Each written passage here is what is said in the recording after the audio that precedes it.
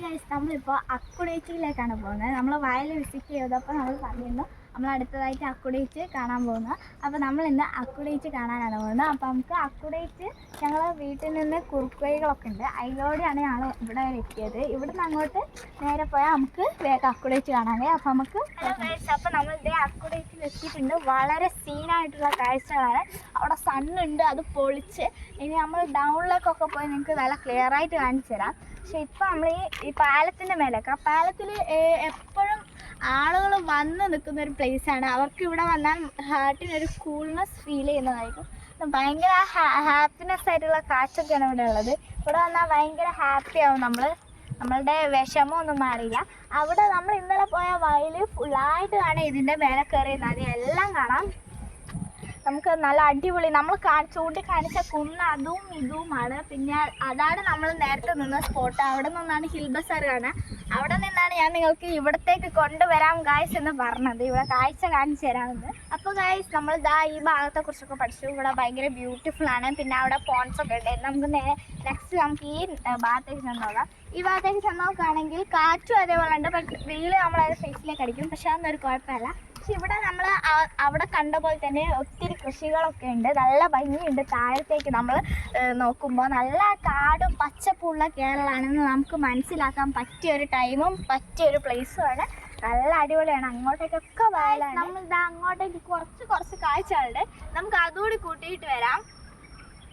അപ്പോൾ അത് നോക്കുകയാണെങ്കിൽ ഇവിടെ ഭയങ്കര വലിയ ട്രീസ്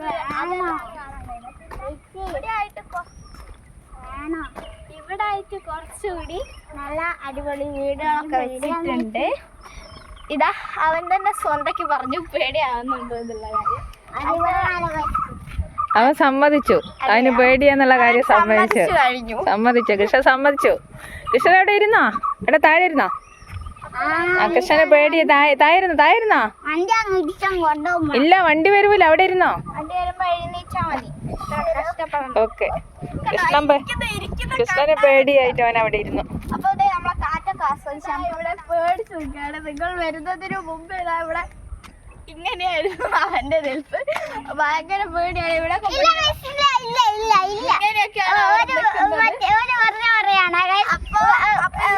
പൊളിയാണ്. അതാണ് ഞാൻ പറഞ്ഞു വന്നത്. നമ്മൾ നിർത്തിയത് ഈ സ്പോട്ടിലാണ്. നമ്മൾ ഡൗണിലുള്ളൊരു അടിപൊളി സ്പോട്ടിലേക്ക് പോവാണ്.